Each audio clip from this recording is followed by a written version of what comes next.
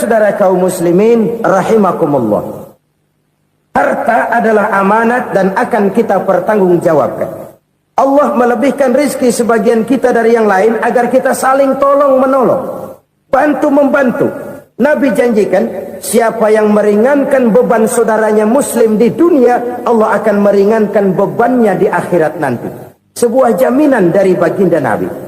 Si orang yang kita bantu barangkali tidak bisa membalas, Allah yang akan membalas lewat jalan lain yang tidak pernah kita sangka-sangka.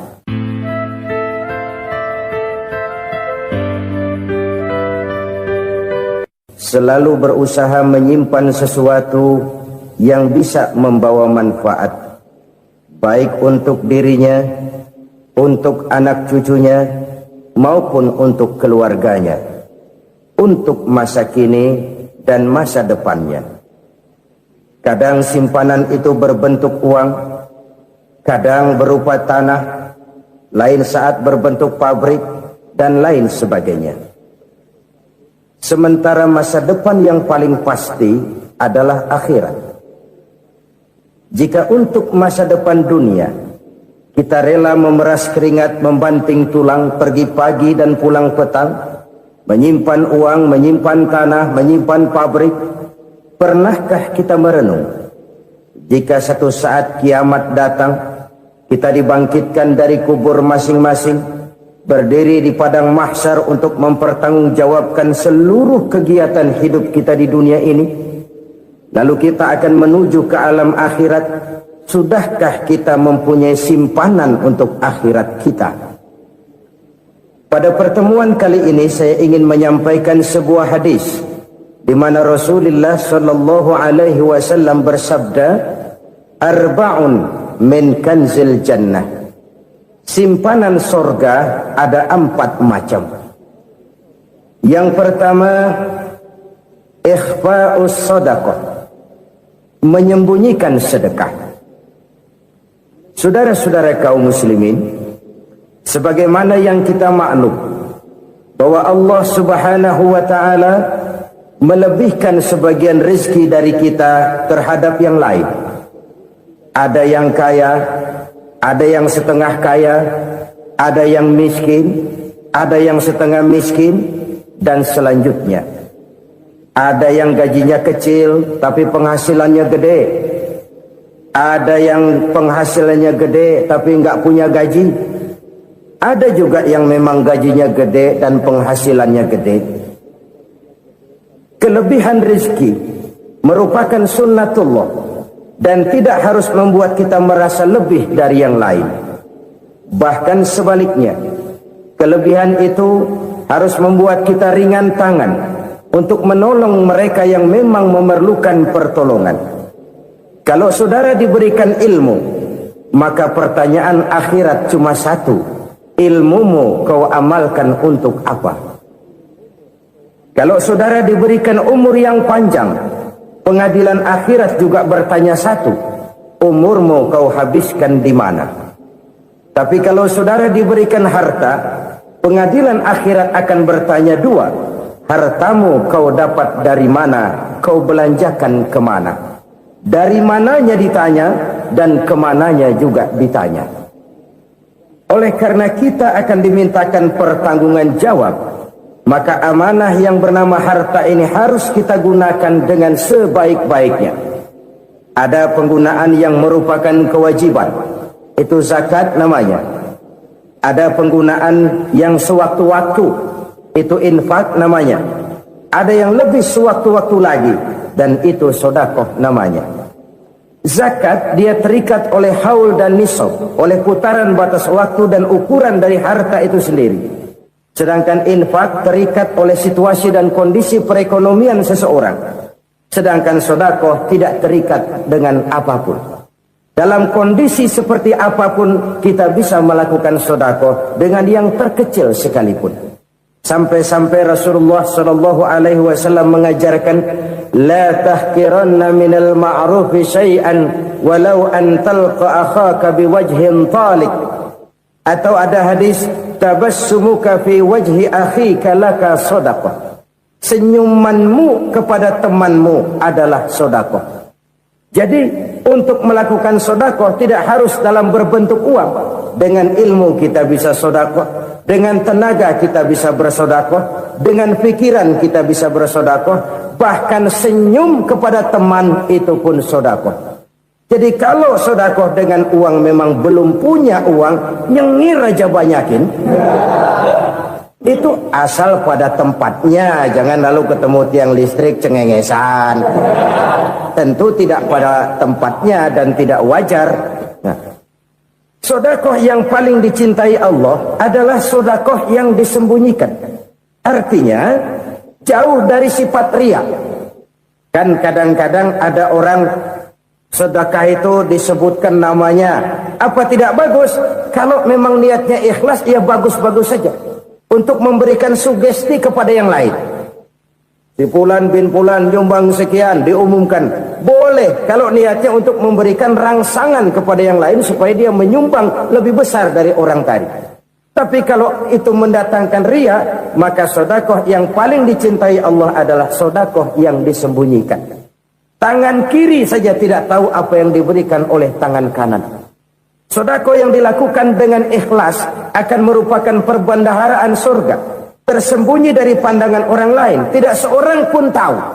Karena memang sikap yang baik adalah melupakan kebaikan dan mengingat kesalahan. Itu salah satu ciri orang bahagia. Orang yang selalu mengingat kesalahannya dan berusaha melupakan segala kebaikannya. Kalau dia akan berada kebaikan, dia tidak bisa ikut, dia merasa rugi karena dia merasa belum pernah berbuat baik. Tapi kalau akan melakukan kesalahan baru, dia ingat kesalahan yang sudah-sudah, sehingga terhalang baginya untuk melakukan satu kesalahan baru. Demikianlah saudara-saudara, bahwa Allah melebihkan rizki sebagian kita dari yang lain, agar terjadi tolong-menolong dalam kehidupan ini. Jadi kesenjangan yang nature, kesenjangan yang alami, itu sunnatullah. Ada yang kaya, ada yang miskin, ada yang kelas menengah. Nah, kenapa lalu sekarang kita berusaha mengentaskan kemiskinan? Oleh karena adanya kesenjangan struktural. Kalau yang kaya bisa semakin kaya, kenapa yang miskin tidak bisa naik jadi ikut sedikit kaya? Sebab pada dasarnya Islam adalah agama yang sejak turunnya sudah berupaya memerangi kemiskinan. Bahkan dikatakan kemiskinan itu mendekatkan kepada kekufuran. Orang kalau miskin udah dekat banget sama kafir. Gampang menjadi kafir. Berapa banyak saudara-saudara kita yang oleh karena soal perut, oleh karena soal materi, terpaksa meninggalkan dan menanggalkan akidahnya. Menjual petunjuk yang diberikan Allah dengan kesenangan dunia yang cuma sebentar ini. Na'udzubillah, summa na'udzubillah. Jadi makin kita sembunyikan satu sedekah, semakin banyak perbendaharaan kita di surga. Sedekah yang paling dicintai Allah adalah sedekah yang disembunyikan. Malahan ada seorang sufi, dia punya kebiasaan kalau pergi sholat Jumat dia bawa uang, itu uang dia taruh di bawah tikar masjid. Dia niat sedekah kepada siapa saja yang nemuin itu duit. Maksudnya apa? Supaya yang nemuin nggak tahu siapa yang punya duit. Demikian dia saking ingin menyembunyikan sedekahnya.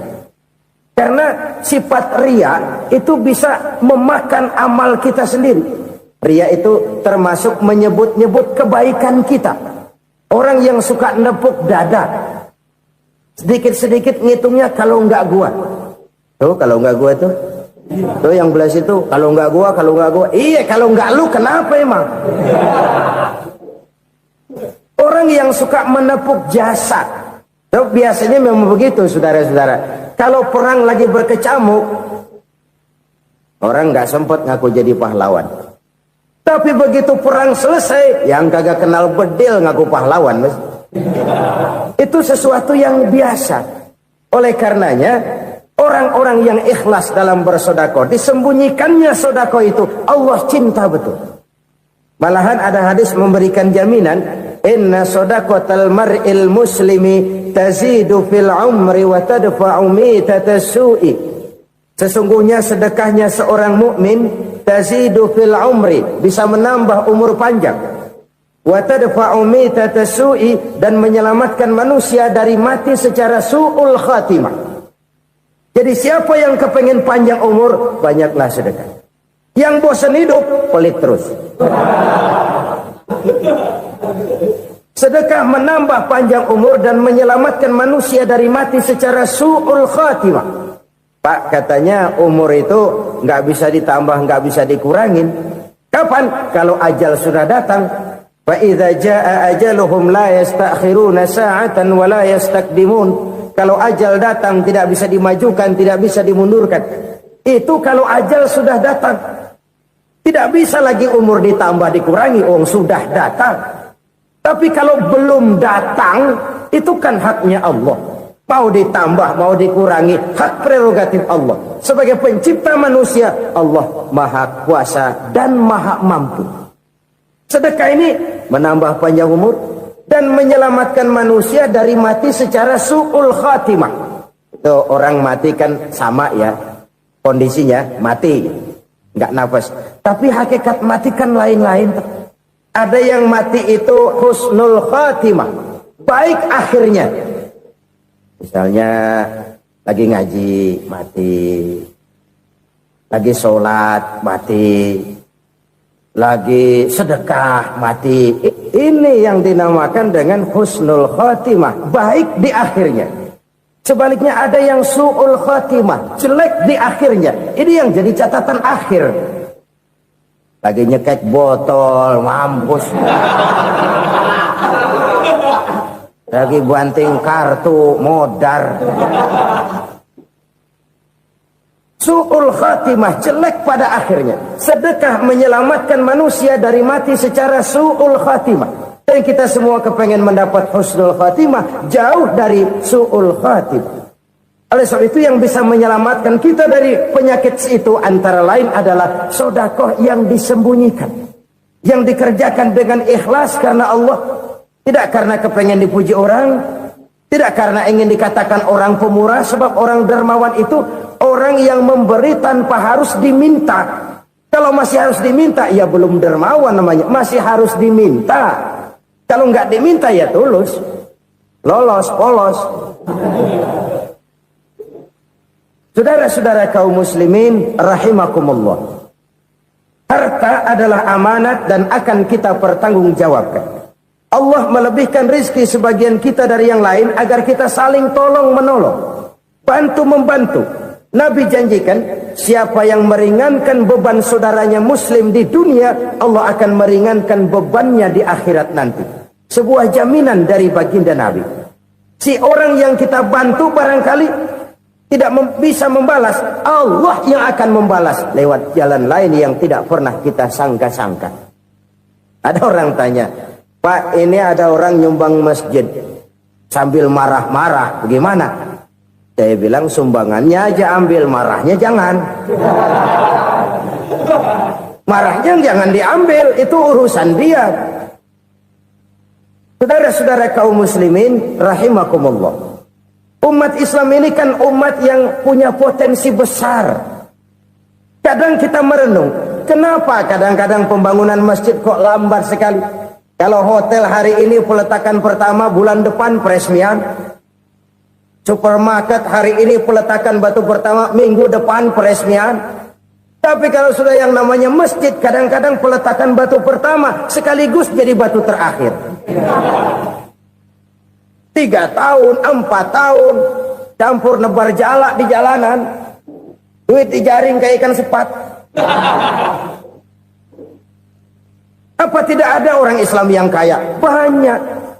Apa tidak ada pengusaha muslim yang jadi konglomerat? Ada.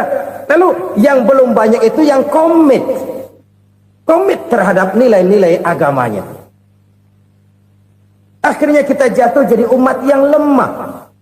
Belum ada pengusaha konglomerat muslim buka pabrik supermi cap bedug misalnya umpamanya atau pabrik kecap cap sorban supaya identitas keislamannya sedikit kelihatan. Kita jatuh jadi umat yang lemah karena potensi tidak terinventarisir dengan baik. Kita ini ibarat kompor yang cuma matengin nasi orang lain. potensi kita dimanfaatkan oleh orang lain. Ukhuwah Islamiyah kita baru terbatas kepada silaturahmi. Ukhuwah di bidang ekonomi kita lemah, ukhuwah di bidang kebudayaan kita lemah, apalagi ukhuwah di bidang politik kita lebih rapuh lagi. Padahal ukhuwah itu adalah totalitas kehidupan manusia, menyangkut ipolek sosbud, memerlukan nilai-nilai ukhuwah. Jadi oleh karena itu mari kita menyadari di dalam harta kita, walaupun kita yang cari pergi pagi pulang sore peras keringat banting tulang, di sana ada harta anak yatim, di sana ada hak masjid, di sana ada hak pesantren, di sana ada hak jihad. Berbahagialah seseorang apabila dia oleh Allah dijadikan keran. Keran itu menyimpan air, tapi tidak untuk dirinya, tapi disalurkannya kepada mereka yang memang memerlukannya. Saudara-saudara kaum muslimin rahimakumullah, ini yang pertama. Jadi perbendaharaan surga adalah menyembunyikan sedekah. Orang lain nggak tahu, kita pun nggak pernah ngitung-ngitung. Kita anggap lewat begitu saja, padahal itu deposit akhirat. Satu. Yang kedua, perbendaharaan surga itu apa? Wa kitmanul musibah, menyembunyikan kesulitan. Kadang orang takut menghadapi kesulitan, tapi makin kita merenung, hidup ini kan sebenarnya urusan. Takut sama urusan ya jangan hidup. Tandanya orang hidup itu kalau punya urusan. Urusan melupakan problem, problem sering menimbulkan kesulitan. Kesulitan bukan untuk ditakuti, tapi untuk diatasi dan dicarikan jalan keluarnya. Siapa sih orangnya yang nggak pernah sulit-sulit? Makin tinggi status sosialnya, makin gede urusannya. Makin tinggi kualitas imannya, makin berat tingkat kesulitannya. Cuma memang yang namanya enak itu seperti pelangi. Biang lala itu nggak pernah di atas kepala kita, di atas kepala orang melulu. Lu sih enak lu, kata kita. Dia juga bilang yang enak kan lu. Pelangi itu nggak pernah di atas kepala kita. Kata tukang beca, aduh enak ya naik Mercy. Kata tukang beca, apa yang di dalam mobil Mercy? Aduh enak bener tukang beca, di jok ngeringkuk ngorok pulas bener. Saya kamar pakai AC sejuk, tempat tidur sutra empuk, alga spring bed, gula kulik nggak bisa pulas kalau belum minum Valium, belum tidur. Enak bener tukang beca, di jok ngorok nggak tahu wetan kulon. Si tukang beca bilang yang di Mercy enak, yang di Mercy bilang tukang beca enak. Inilah enak, nggak pernah di atas kepala kita, di atas kepala orang lain melulu enak itu. Nah saudara-saudara, yang merupakan perbendaharaan surga itu orang yang bisa menyembunyikan kesulitan, baik pribadi ataupun rumah tangga. Nih terutama rumah tangga yang jadi soalnya. Kadang-kadang kita ini kalau senang, sebaliknya kalau senang kita diam, kalem aja, cuek. Banyak banget duit kita bawaan, diam aja udah. Malah ketemu orang takut. Tapi begitu susah, sekampung tahu.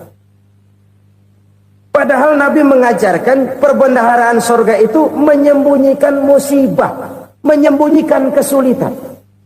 Kalau enak, cerita sama orang-orang. Kalau nggak enak, rasain sendiri, tekan sendiri, atasin sendiri. Kita kan sebaliknya. Tenang kita diam, asal lagi susah, paling tidak kita nyari teman buat cerita kesusahan. Siapa orangnya yang nggak pernah susah? Cuma soalnya bagaimana kita mengatasi kesusahan itu sendiri. Begitu juga misalnya kalau orang sudah berumah tangga, itu orang tuanya harus menjadi tempat dia cerita yang enak-enak saja. Yang nggak enak rasain berdua, selesaikan berdua, atasin berdua. Jangan dibalik. Asal senang diam, giliran susah saja. Maknya laporan. Terbalik. Bisa menjaga security informasi. Maka nama bayam keluar diam, malah seluitan.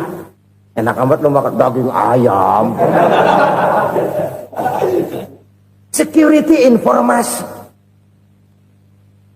Saudara-saudara kaum muslimin rahimakumullah.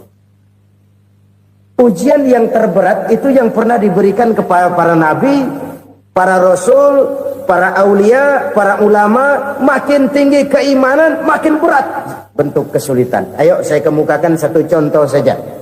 Ada seorang nabi yang kaya, nabi kaya, namanya Nabi Ayub.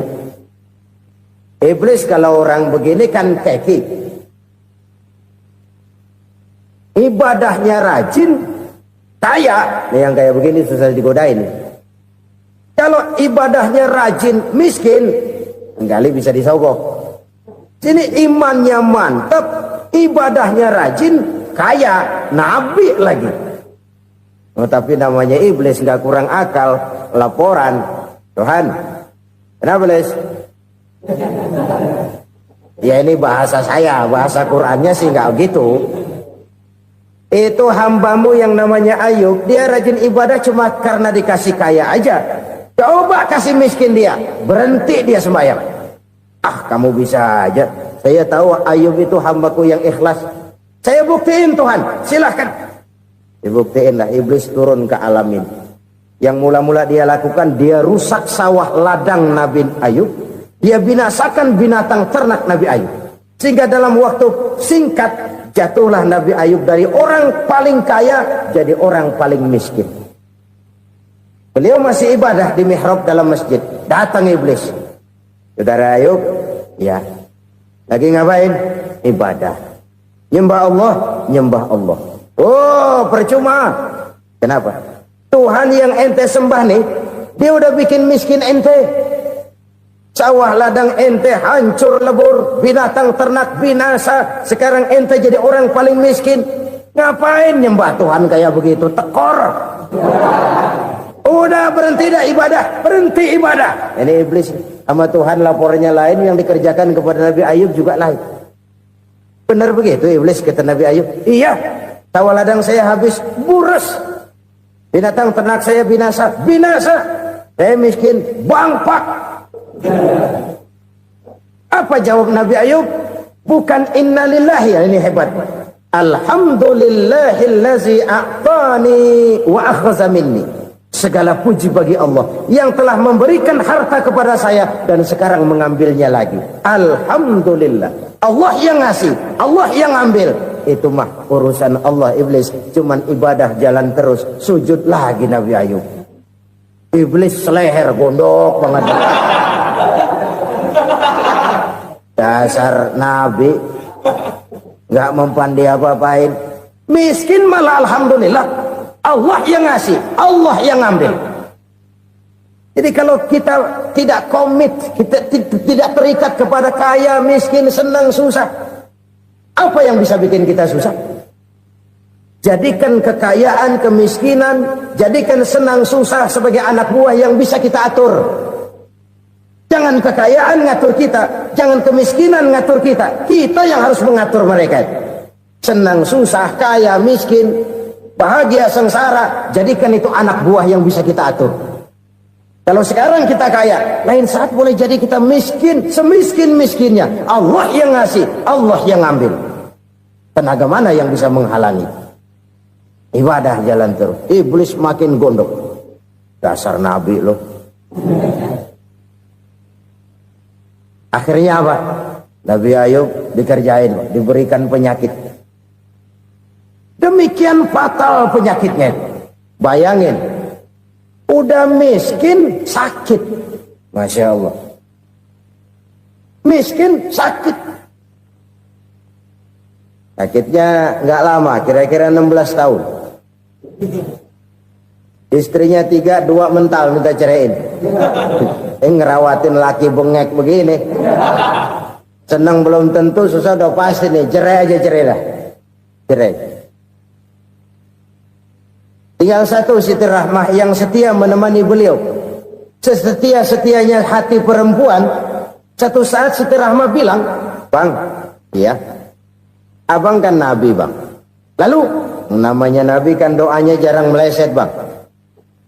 Maksud kamu minta kenapa sih sama Tuhan biar abang sembuh baik dah bang?" Siti Rahmah, iya. Saya sakit berapa tahun sih dah? 16 tahun bang. Sebelum ini saya sehat berapa tahun? Ya kira-kira 60 tahun bang. Nah coba ente banding-bandingin Rahmah. Saya dikasih sehat 60 tahun. dikasih sakit 16 tahun, sudah nggak sabar mau doa kepada Allah minta sembuh. Saya malu kepada Allah. Diuji dengan yang luar biasa seperti ini, tidak mengganggu stabilitas kehambaannya. Dia tetap menghamba kepada Allah Subhanahu wa ta'ala. Saudara-saudara kaum muslimin rahimakumullah. Kunci menghadapi kesulitan itu apa? Allah jelaskan dalam satu ayat, wa basyiris sabirin alladzina iza asabathum musibah qalu inna lillahi wa inna ilaihi raji'un. Gembirakan orang-orang yang sabar. Siapa mereka itu?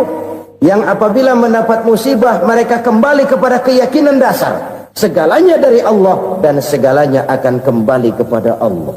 Ini konsepsi dasar dari sikap muslim dalam menghadapi berbagai kesulitan. Segalanya dari Allah, segalanya akan kembali kepada Allah. Kalau ini sudah kondisi dasarnya, maka kita akan lapang menghadapi kenyataan bagaimanapun pahitnya. Apakah itu namanya miskin, apakah itu namanya sakit, bahkan maut sekalipun. Segalanya dari Allah, segalanya akan kembali kepada Allah. Ini sikap hidup, bukan sekedar ucapan. Kita kadang-kadang menjadikannya sebagai ucapan. Mulutnya sih nggak berhenti, innalillahi wa inna ilaihi raji'un, tapi nangisnya terus gerung-gerungan. Bukan itu, ini kesadaran moral. Kalau segalanya dari Allah, segalanya kembali kepada Allah, kan sebenarnya cuma nunggu giliran. Hari ini saya nyembayangin dia, entah hari apa saya disembayangin orang. Hari ini saya antar dia ke kubur, entah hari apa orang nganterin saya ke kubur. Hari ini saya tahlilkan dia, entah nanti kapan orang tahlilkan saya. Segalanya dari Allah, segalanya akan kembali juga kepada Allah. Oleh sebab itu saudara-saudara, kesulitan bukan untuk ditakuti. Kesulitan justru untuk diatasi, dicarikan jalan keluarnya. Dan tidak ada orang yang tidak pernah mendapat kesulitan. Tidak ada.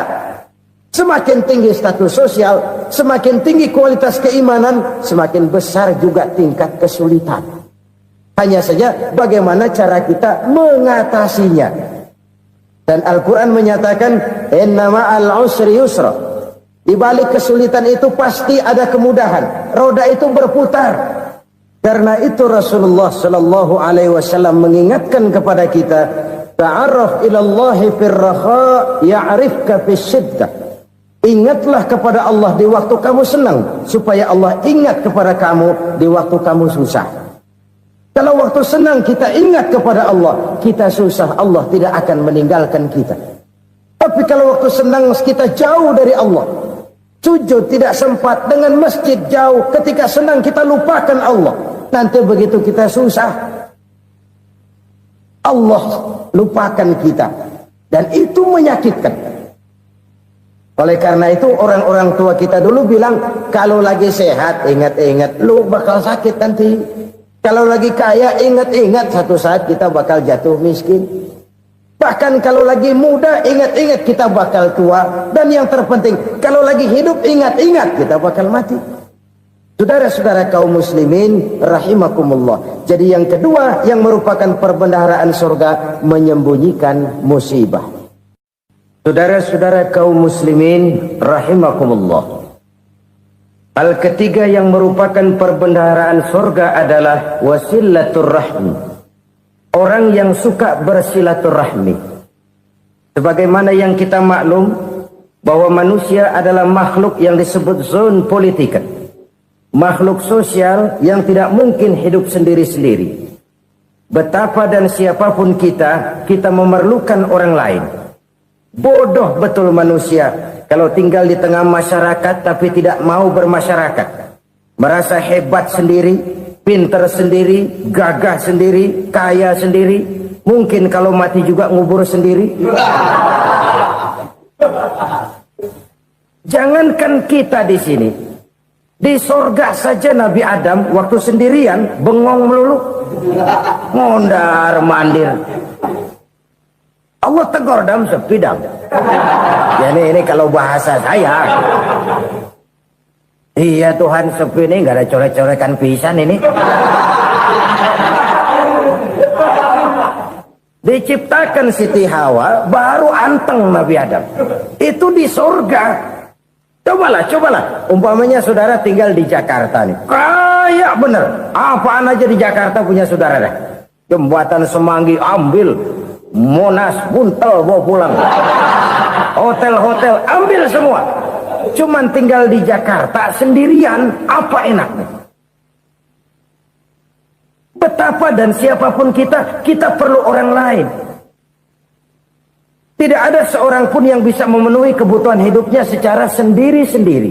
Nah, Islam telah menyelamatkan manusia dari ras diskriminasi, mengikat manusia dengan persaudaraan yang berlandaskan kepada akidah. Karena itu dianjurkan bersilaturahmi. Bahkan Nabi menyatakan, man arada ayyubsata lahu fi rizqihi wa yunsa'a fi atharihi falyasil rahimah. Siapa yang kepengen diluaskan rezekinya dan dipanjangkan usianya, banyaklah ia bersilaturahmi. Siapa yang kepengen dimudahkan rezekinya, hendaknya ia banyak bersilaturahmi. Kalau banyak teman, kesulitan kan paling tidak ada tempat cerita. Udah susah, sendirian kita pikirin diri, nggak ada tempat tukar pikiran. Cepet banget sama bengek. Dilawan sendiri. Nah, secara makro kita bisa berkata, tidak mungkin ada kemenangan kalau tidak ada kekuatan. Tidak ada kekuatan kalau tidak ada kesatuan dan persatuan. Tidak mungkin ada kesatuan dan persatuan tanpa semangat silaturahmi. Kalau umat Islam mau menang, dia harus kuat. Kalau umat Islam mau kuat, dia harus bersatu. Kalau umat Islam mau bersatu, dia harus membudayakan silaturahmi ini.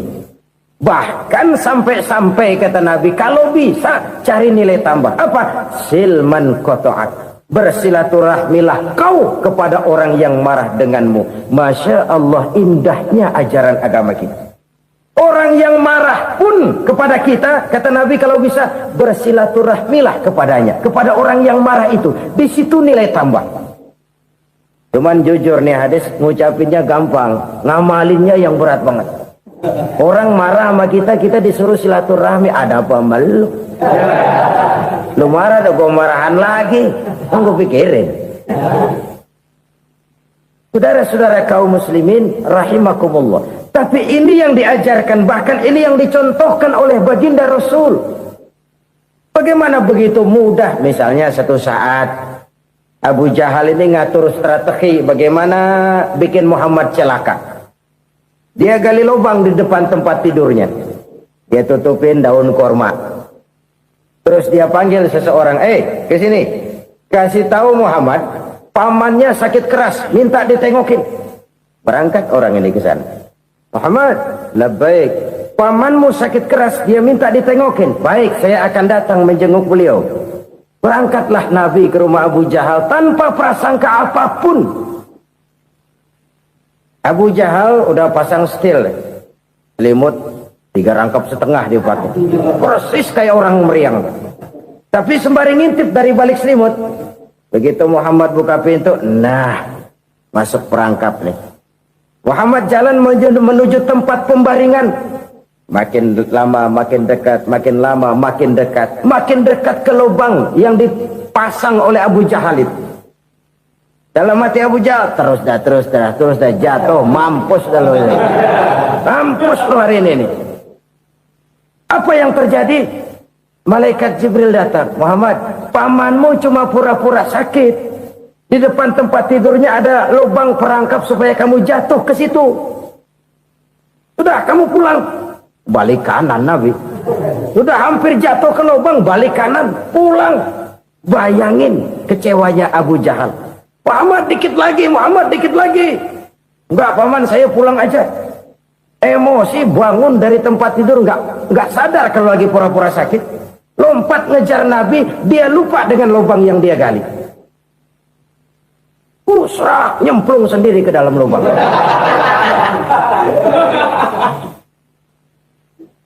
Nabi terus berlalu. Ini terjadi keanehan. Jatuh ke lubang yang dia gali itu sebenarnya nggak terlalu dalam ya, antara 3-4 meteran lah. Tolong saya jatuh ke lubang ini. Datanglah pelayan-pelayannya itu. Angkat saya dari sini. Oh, yang ngulurin tambang. Satu gulung, belum juga nyampe itu tambah. Kurang beli lagi ke warung. Sambung, ulur lagi, enggak juga bisa sampai. Wah ini kerjaan Muhammad ini. Tolong siapa salah seorang kamu ke rumah Muhammad, kasih tahu encangnya kecebur. Minta ditolongin. Sampaikan kepada Rasul. Kenapa? Pamanmu jatuh ke lubang, Muhammad minta tolong diangkatin. Tambang udah nyambung-nyambung nggak nyampe juga. Ya nanti saya datang saya tolong. Cobain. Nyata-nyata orang berniat jahat mau mencelakakan dia. Datang dia menolong. Ini yang disebut air tuba dibalas air susu ya ini. Bukan sebaliknya. Air tuba dibalas air susu. Paman, kecebur ya? Iya Muhammad, tolongin pegang tangan saya. Nabi ulurkan tangannya, nyampe. Dipegang oleh Abu Jahal, diangkat ke atas. Sampai atas, apa kata Abu Jahal? Sihirmu memang hebat Muhammad. Udah ditolongin dikata sihir. Yang enak kita kemplang kan itu orang begitu. Urusan apa? Tapi inilah akhlak. Kalau bisa kamu bersilaturahmilah dengan orang yang marah kepadamu sekalipun. Orang marah kita tetap baik. So, kalau kita berbuat baik sama orang yang memang baik, rasanya sih biasa-biasa aja. Orang baik kita baik lagi, ya draw aja, belum ada nilai tambah di situ. Baru ada nilai tambah kalau kita bisa berbuat baik kepada orang yang nyakitin kita. Itu namanya kita setingkat di atas dia. Dia sakitin kita, kita berbuat baik sama dia. Dia pelit sama kita, kita baik sama dia. Dia marahin kita, kita deketin dia. Di situ kita punya nilai tambah. Jadi siapa yang ingin diluaskan rezekinya kata Nabi dan dipanjangkan umurnya, hendaklah ia banyak-banyak bersilaturahmi. Sederhana sebenarnya silaturahmi, tapi silaturahmi membangkitkan semangat kesatuan dan persatuan. Kesatuan dan persatuan melahirkan kekuatan. Dalam matematika 1 ditambah 1 pasti 2. Tapi di tengah masyarakat, 1 orang takut ditambah 1 orang takut, hasilnya jadi 2 orang setengah berani. Kenapa setengah berani? Karena udah berdua. Tadi pan takut sendirian. Kalau dia kumpul turu-turu takutlah jadi berani. Kita yang lemah, kita yang tidak berdaya, kita yang miskin, kalau mau kompak bersatu, apa yang nggak bisa kita kerjain? Apalagi tinggal di kota besar, pilihan cuma 2. Bertahan atau minggir. Bertahan atau minggir. Untuk bisa bertahan harus mampu bersaing. Untuk mampu bersaing harus punya keahlian. Keahlian harus ditunjang dengan pendidikan, ditambah oleh kekompakan sebagai umat. Udah miskin mencar mulu, orang injek kita. Orang nggak pandang urusan apa malu. Oleh karena itu silaturahmi pada hakikatnya merupakan roh dari ukhuwah yang diajarkan oleh agama kita. Bagaimana Islam menyelamatkan masyarakat manusia dari ras diskriminasi, mengikat manusia, dan tidak ada persaudaraan yang lebih indah selain persaudaraan yang diikat dengan nilai-nilai akidah. Sepanjang orang di jalan Allah, itulah saudara kita. Keluar dia dari jalan Allah, selesailah persaudaraan sampai di situ. Karena itu, kalau ingin menyimpan sesuatu di surga, banyaklah bersilaturahmi. Datang ke rumah ini, datang ke rumah itu, dan lain sebagainya. Itu simpanan kita di akhirat nanti. Ini yang ketiga. Saudara-saudara, yang keempat, perbendaharaan surga itu apa? Wa qawlu la hawla wa la quwwata illa billah. Ucapan la hawla wa la quwwata illa billah. Ibadah kan ada yang berat, modalnya besar. Bangun masjid berat, modalnya besar. Bangun rumah sakit berat, modalnya besar. Ada ibadah yang berat, tapi modalnya ringan. Misalnya puasa. Puasa itu berat, mengendalikan nafsu. Kalau sekedar nggak makan nggak minum sih enteng, mengendalikan nafsu. Itu jihad terbesar, tapi kan modalnya ringan, cuma niat saja. Ini ibadah berat, modalnya ringan. Ada ibadah yang ringan, modalnya juga enteng. Seperti termasuk ucapan la haula wa la quwwata illa billah. tanpa sadar. La haula wala quwata illa billah. Nyelengin tuh di surga. Nyelengin, kita nggak terasa. Nyelengin simpenan akhirat. La haula wala quwata illa billah. Nyimpan lagi. Kaget. La haula wala quwata illa billah. Nyimpan lagi. Banyak simpenan. Walaupun sebenarnya yang dimaksud di sini adalah kesadaran batin. Bahwa tidak ada daya dan kekuatan kecuali Allah. Itu intinya. Kita memulai pekerjaan disunahkan baca bismillah, kan begitu? Apa itu? Kesadaran moral bahwa ini saya bisa kerjakan. Saya kerjakan ini dengan menyebut nama Allah. Kenapa? Kalau Allah tidak memberikan daya dan kekuatan, mana mampu saya kerjakan ini. Maka saya kerjakan ini dengan menyebut nama Allah. Bismillah. Kesadaran moral. Manusia hanya wajib berusaha, tapi nggak pernah wajib berhasil. Banyak hal-hal yang kalau kita renungkan secara rasio nggak mungkin, tapi jadi kenyataan. La haula wala quwata illa billah.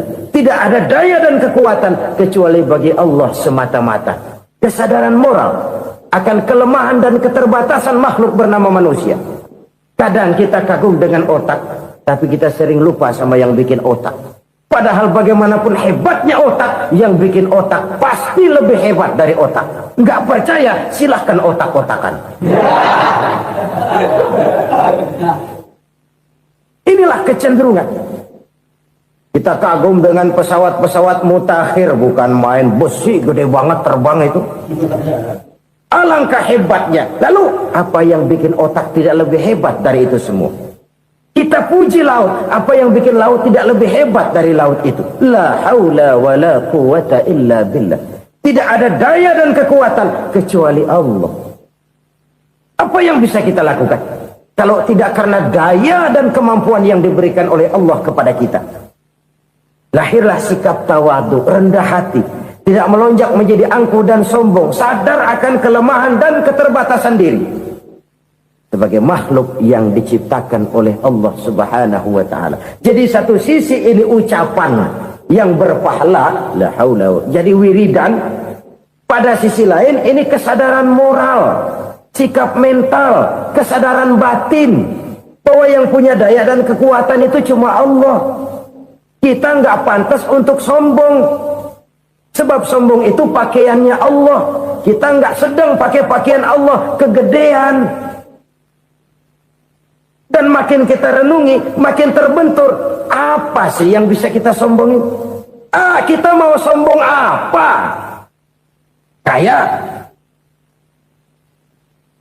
Pintar? Itu kan semua relatif. Di atas langit masih ada langit lagi. Jadi oleh karenanya, marilah kita menyadari. Manusia hanya wajib berusaha, tapi tidak pernah wajib berhasil.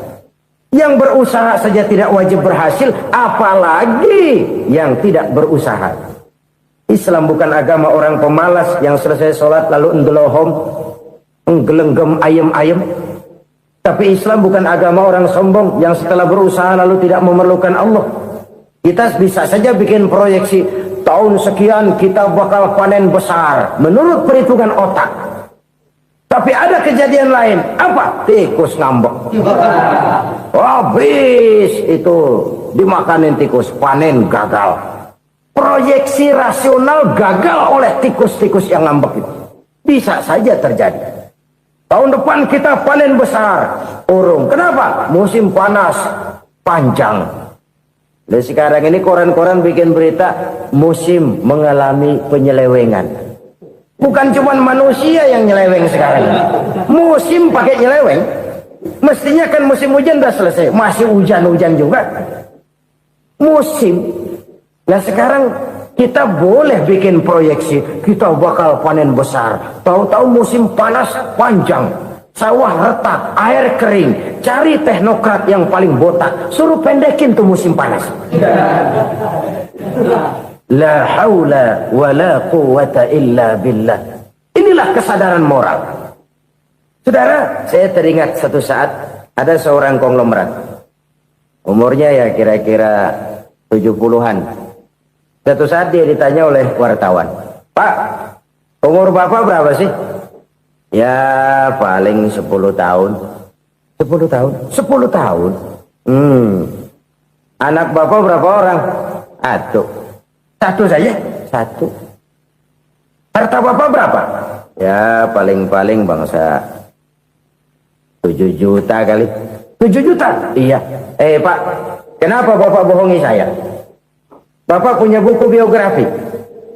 Koran-koran, majalah-majalah banyak memuat cerita riwayat hidup bapak. Saya tahu umur bapak 70. Kenapa bilang cuma 7 tahun? Saya tahu anak bapak 8. Kenapa cuma bilang 1? Saya tahu harta bapak miliaran, mungkin triliunan. Pabrik di mana-mana, bank di mana-mana. Kenapa bilang uang bapak cuma 7 juta? Nah, kata si konglomerat tadi, kamu benar nak, kamu benar. Umur saya kalau jumlahnya memang 70 nak. Cuman ingat-ingat saya, baru 7 tahun terakhir ini saya sujud. Baru 7 tahun terakhir ini saya berusaha dekat dengan Allah. Saya laksanakan perintahnya, saya jauhi larangannya. 7 tahun inilah rasanya yang ada nilainya di hadapan Allah. Yang 63 tahun matong, kelabu, kelem umur gue. Habis untuk maksiat, untuk munkarat. Maka ketika ditanya tadi, umur saya 7 tahun itu. Oh begitu Pak. Oh iya. Lalu anak Pak. Anak bapak kan 8. Kenapa bilang cuma 1? Nah, kalau jumlah hitungannya memang anak saya 8. Tapi dari 8 orang ini rasanya cuma 1 nih. Yang bakal jadi buah hati, belahan jantung. Pelanjut cerita, penerus sejarah. Bakal jadi anak soleh yang akan mendoakan saya. Cuma 1 rasanya anak saya ini yang bakal jadi buah hati saya. Besar-besaran saya. Yang akan mendoakan di kubur saya. Yang akan mendoakan di akhirat saya. Yang 7 orang mana? Masya Allah, yang atu tenggeng, yang atu nyekek botol mulu, yang atu nggak karu-karuan. Makanya saya bilang 1 anak saya yang akan bisa mendoakan saya. Oh begitu Pak. Iya. Nah harta Pak, harta bapak kan triliunan. Pabrik bapak di mana-mana.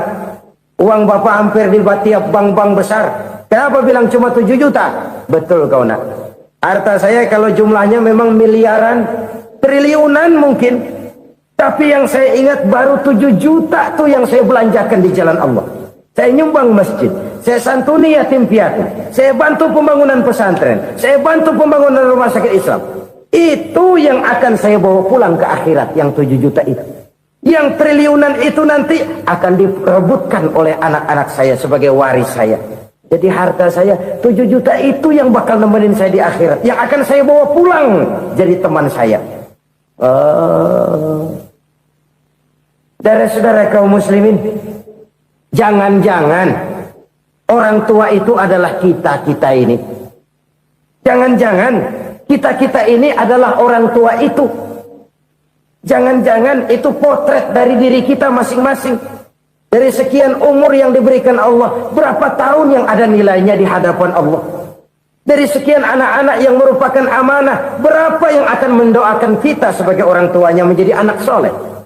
Dari sekian banyak harta yang diberikan Allah, berapa yang akan kita bawa pulang menghadapnya nanti, yang kita belanjakan di jalan Allah? Ini sebuah potret kehidupan.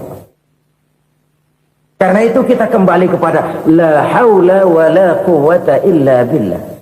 Kita wajib berusaha, kita wajib berikhtiar. Selebihnya, segala daya dan kekuatan hanya milik Allah saja semata-mata. Satu kesadaran batin dari setiap pribadi muslim.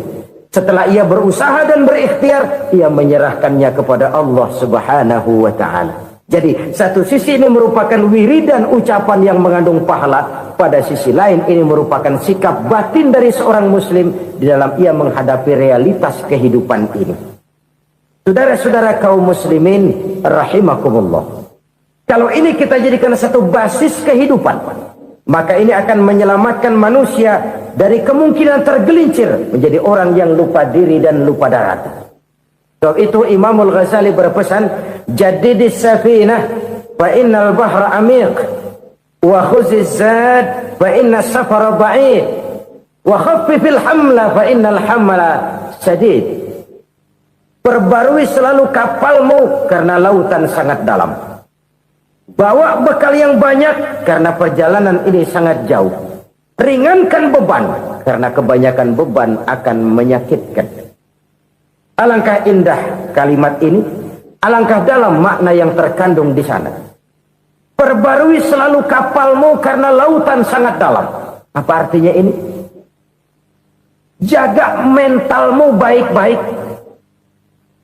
Pelihara imanmu baik-baik, karena hidup penuh cobaan seperti lautan. Kita kalau berlayar di lautan kan kadang-kadang tenang, angin bertiup sepoi-sepoi basah. Jika malam datang, bintang gemintang bertabur menghias cakrawala. Rembulan memantulkan sinarnya dengan indah. Dalam keadaan begitu berlayar enak. Tapi lain saat ombak menggunung, halilintar menyambar, angin topan bertiup. Berapa banyak sudah saudara-saudara kita yang tenggelam di lautan dunia tanpa sadar bahwa dia belum sampai kepada pantai yang akan dituju. Berapa banyak sudah saudara-saudara kita yang tenggelam di lautan dunia ini tanpa sempat bangkit lagi. Dia menyangka sudah sampai kepada tujuannya. Hati-hati kapal jangan sampai bocor karena lautan sangat dalam. Iman ini jaga baik-baik karena hidup penuh dengan ujian. Wa khuzizat fa inna safar ba'id. Bawa bekal yang banyak karena perjalanan sangat jauh. Saudara mau ke Bandung, bawa duit. Saudara mau ke Surabaya, banyakan lagi duitnya. Saudara mau ke Mekah, gepokan, iketan tuh duit nggak lembaran lagi. Makin jauh perjalanan, makin banyak bekal yang harus kita bawa.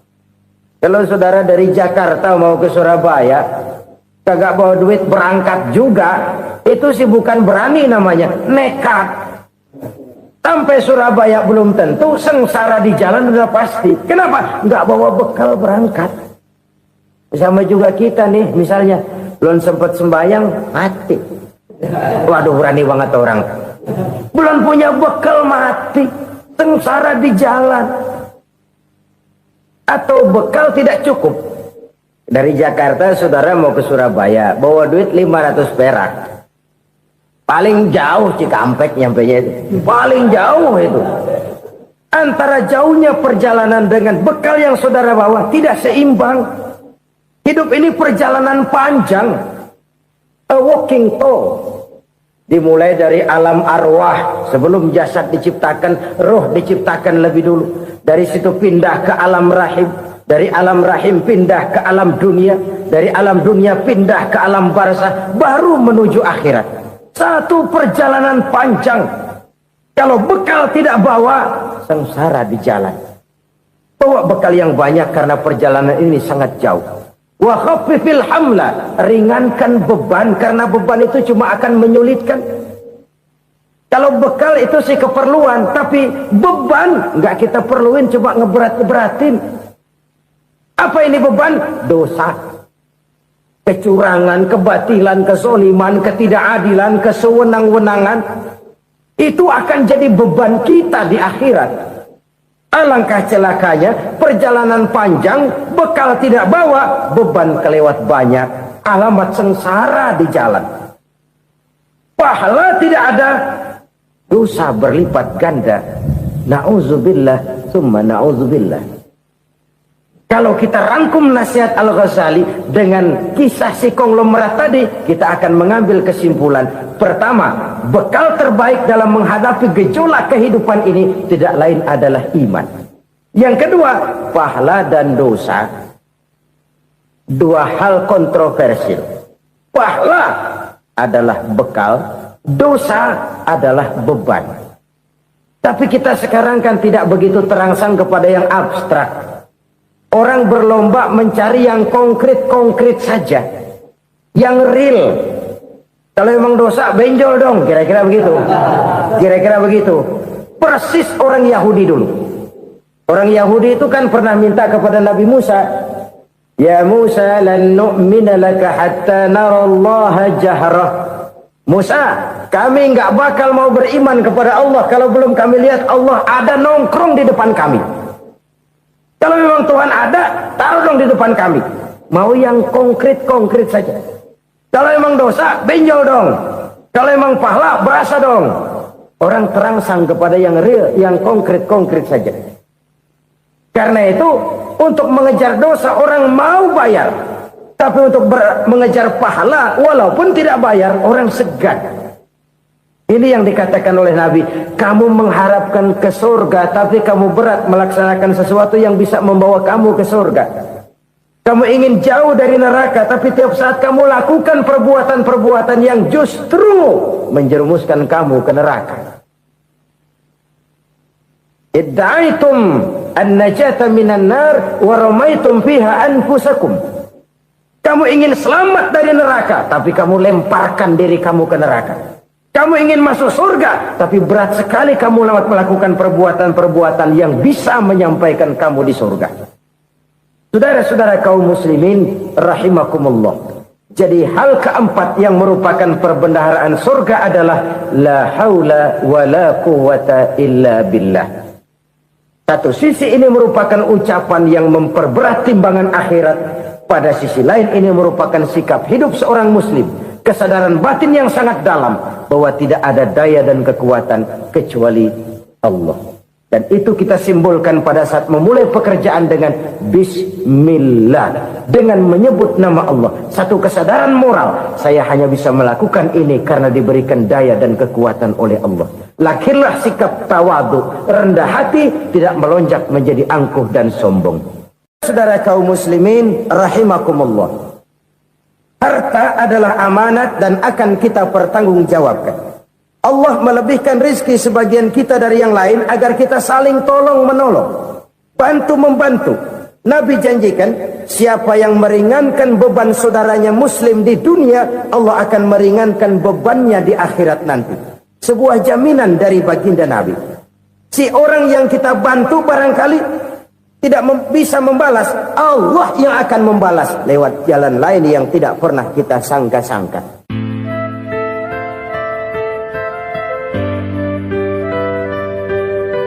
Selalu berusaha menyimpan sesuatu yang bisa membawa manfaat, baik untuk dirinya, untuk anak cucunya, maupun untuk keluarganya, untuk masa kini dan masa depannya.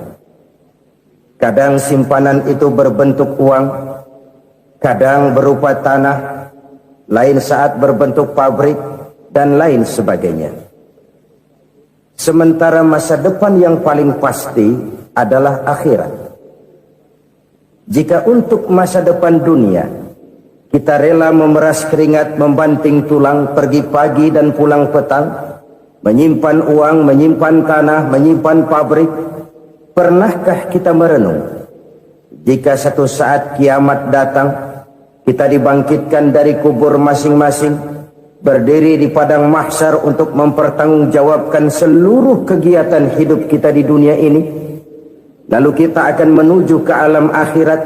Sudahkah kita mempunyai simpanan untuk akhirat kita? Pada pertemuan kali ini saya ingin menyampaikan sebuah hadis di mana Rasulullah sallallahu alaihi wasallam bersabda, arba'un min kanzil jannah. Simpanan sorga ada 4 macam.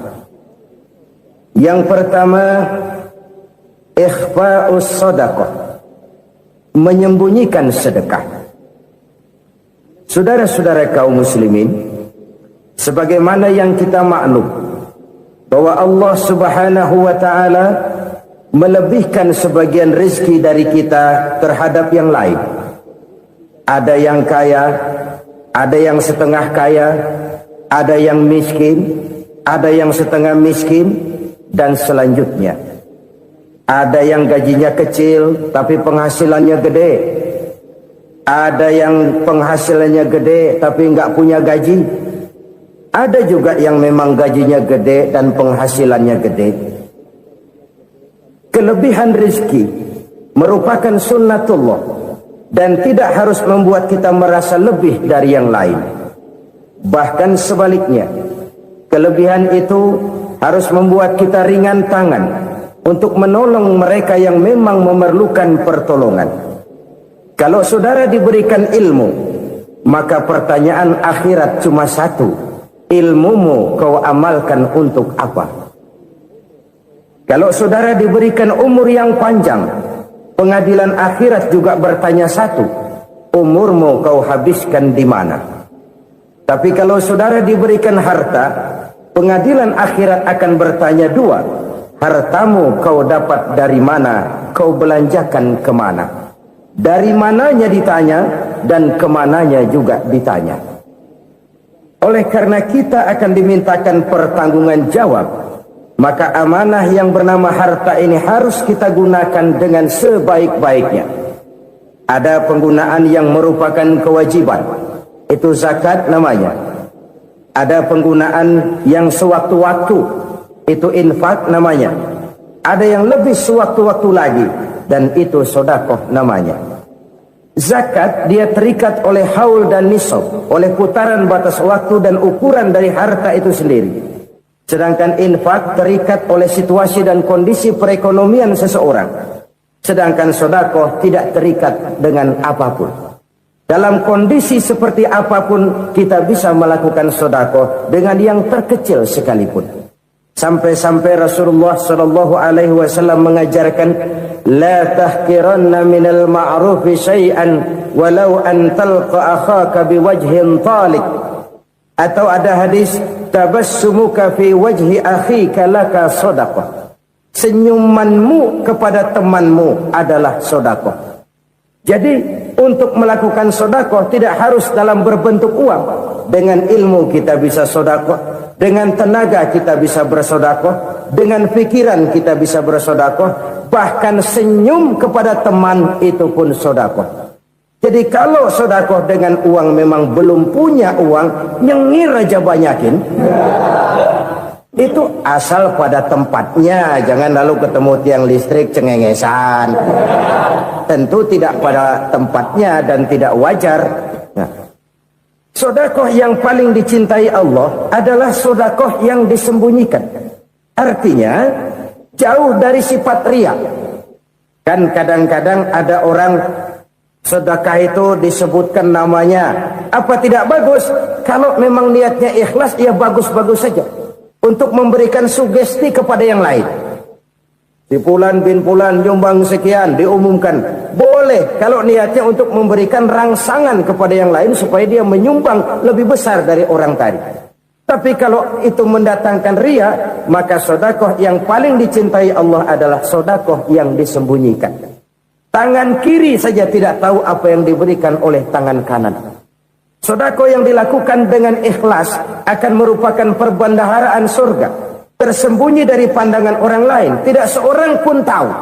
Karena memang sikap yang baik adalah melupakan kebaikan dan mengingat kesalahan. Itu salah satu ciri orang bahagia. Orang yang selalu mengingat kesalahannya dan berusaha melupakan segala kebaikannya. Kalau dia akan berada kebaikan, dia tidak bisa ikut, dia merasa rugi karena dia merasa belum pernah berbuat baik. Tapi kalau akan melakukan kesalahan baru, dia ingat kesalahan yang sudah-sudah, sehingga terhalang baginya untuk melakukan satu kesalahan baru. Demikianlah saudara-saudara, bahwa Allah melebihkan rizki sebagian kita dari yang lain, agar terjadi tolong-menolong dalam kehidupan ini. Jadi kesenjangan yang nature, kesenjangan yang alami, itu sunnatullah. Ada yang kaya, ada yang miskin, ada yang kelas menengah. Nah, kenapa lalu sekarang kita berusaha mengentaskan kemiskinan? Oleh karena adanya kesenjangan struktural. Kalau yang kaya bisa semakin kaya, kenapa yang miskin tidak bisa naik jadi ikut sedikit kaya? Sebab pada dasarnya Islam adalah agama yang sejak turunnya sudah berupaya memerangi kemiskinan. Bahkan dikatakan kemiskinan itu mendekatkan kepada kekufuran. Orang kalau miskin udah dekat banget sama kafir. Gampang menjadi kafir. Berapa banyak saudara-saudara kita yang oleh karena soal perut, oleh karena soal materi, terpaksa meninggalkan dan menanggalkan akidahnya. Menjual petunjuk yang diberikan Allah dengan kesenangan dunia yang cuma sebentar ini. Na'udzubillah, thumma na'udzubillah. Jadi makin kita sembunyikan satu sedekah, semakin banyak perbendaharaan kita di surga. Sedekah yang paling dicintai Allah adalah sedekah yang disembunyikan. Malahan ada seorang sufi, dia punya kebiasaan kalau pergi sholat Jumat dia bawa uang, itu uang dia taruh di bawah tikar masjid. Dia niat sedekah kepada siapa saja yang nemuin itu duit. Maksudnya apa? Supaya yang nemuin nggak tahu siapa yang punya duit. Demikian dia saking ingin menyembunyikan sedekahnya. Karena sifat riya itu bisa memakan amal kita sendiri. Riya itu termasuk menyebut-nyebut kebaikan kita. Orang yang suka nepuk dada, sedikit-sedikit ngitungnya kalau enggak gua. Tuh kalau enggak gua tuh. Tuh yang belah situ, kalau enggak gua, kalau enggak gua. Iya, kalau enggak lu kenapa emang? Orang yang suka menepuk jasad. Tuh biasanya memang begitu, saudara-saudara. Kalau perang lagi berkecamuk, orang enggak sempat ngaku jadi pahlawan. Tapi begitu perang selesai, yang kagak kenal bedil ngaku pahlawan, mas. Itu sesuatu yang biasa. Oleh karenanya, orang-orang yang ikhlas dalam bersedekah, disembunyikannya sedekah itu, Allah cinta betul.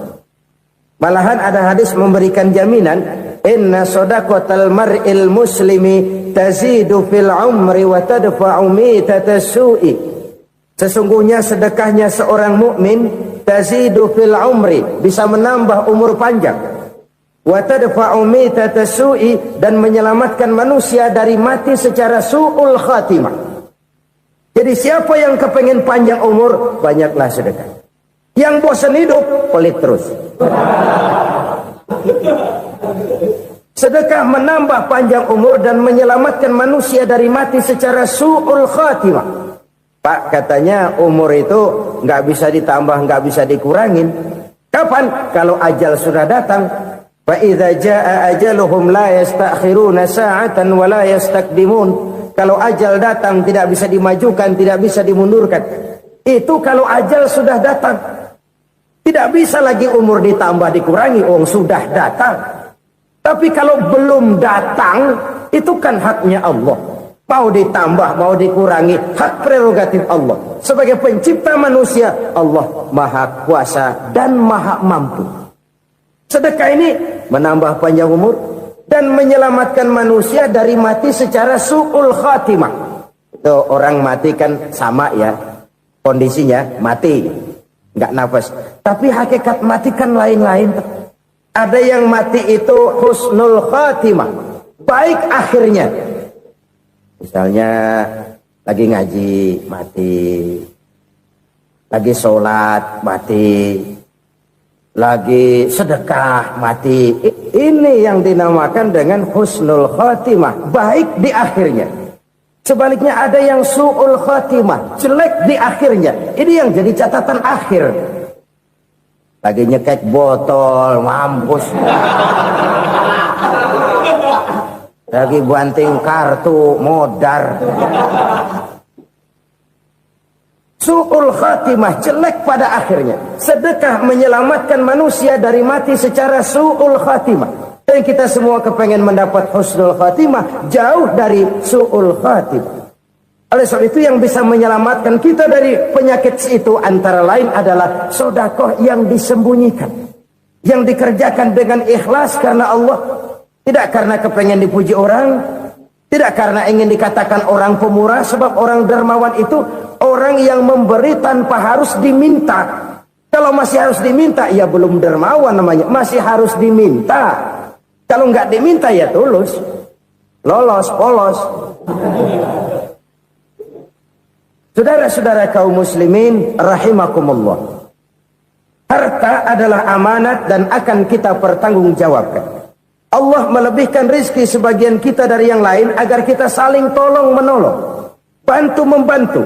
Nabi janjikan siapa yang meringankan beban saudaranya muslim di dunia, Allah akan meringankan bebannya di akhirat nanti. Sebuah jaminan dari baginda Nabi. Si orang yang kita bantu barangkali tidak bisa membalas, Allah yang akan membalas lewat jalan lain yang tidak pernah kita sangka-sangka. Ada orang tanya, Pak, ini ada orang nyumbang masjid sambil marah-marah, bagaimana? Saya bilang sumbangannya aja ambil, marahnya jangan. Marahnya jangan diambil, itu urusan dia. Saudara-saudara kaum muslimin rahimakumullah, umat Islam ini kan umat yang punya potensi besar. Kadang kita merenung, kenapa kadang-kadang pembangunan masjid kok lambat sekali? Kalau hotel hari ini peletakan pertama, bulan depan peresmian. Supermarket hari ini peletakan batu pertama, minggu depan peresmian.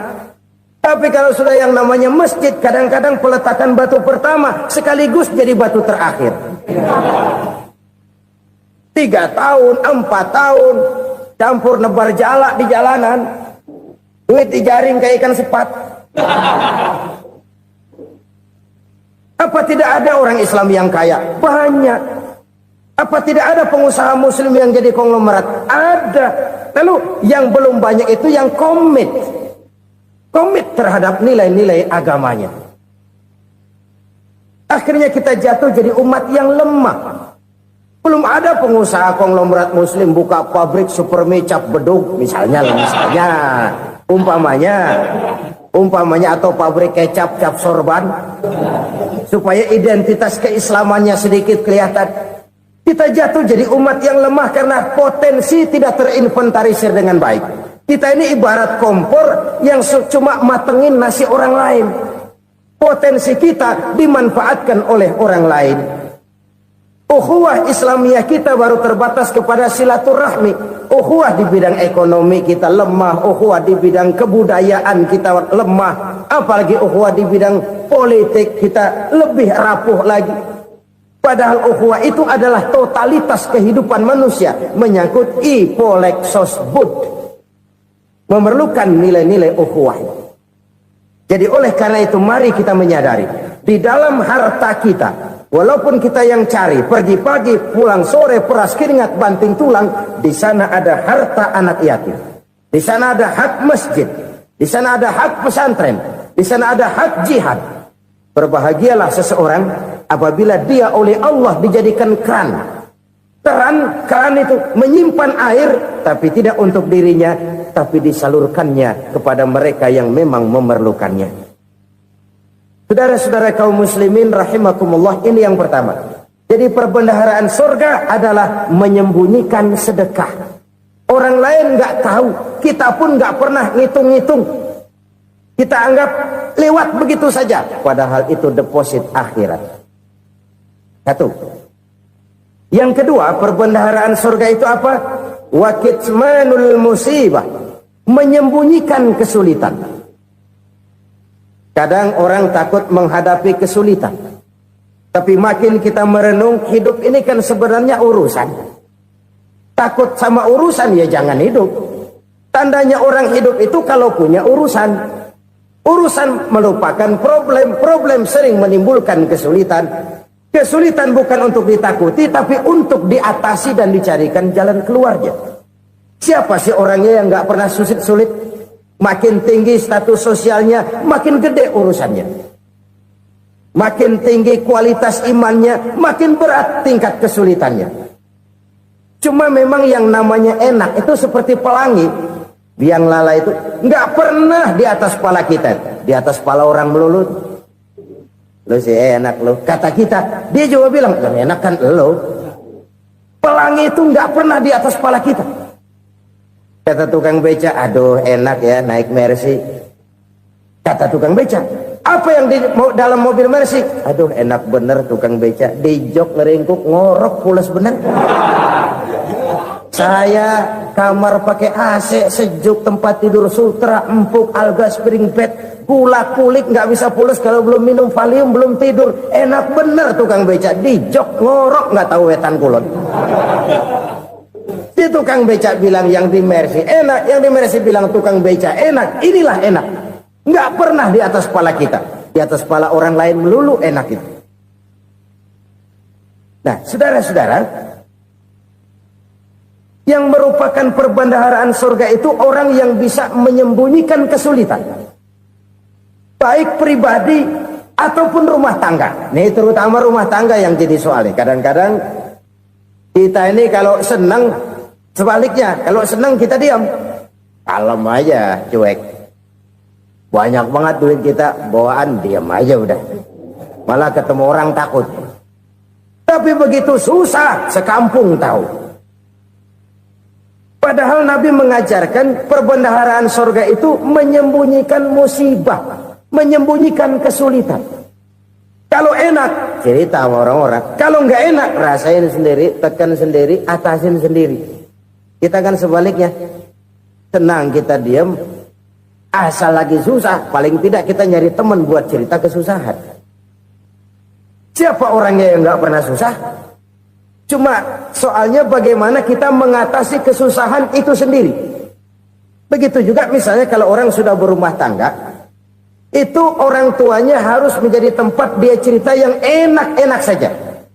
Yang nggak enak rasain berdua, selesaikan berdua, atasin berdua. Jangan dibalik. Asal senang diam, giliran susah saja. Maknya laporan. Terbalik, bisa menjaga security informasi. Maka nama bayam keluar diam, malah seluitan. Enak amat lo makan daging ayam.